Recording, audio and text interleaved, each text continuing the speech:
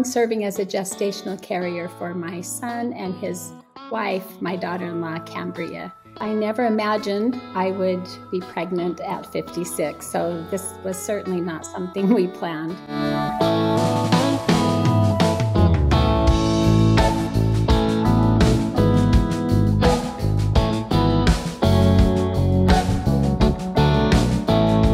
I think this is actually a powerful thing to do as a feminist. I like strong women.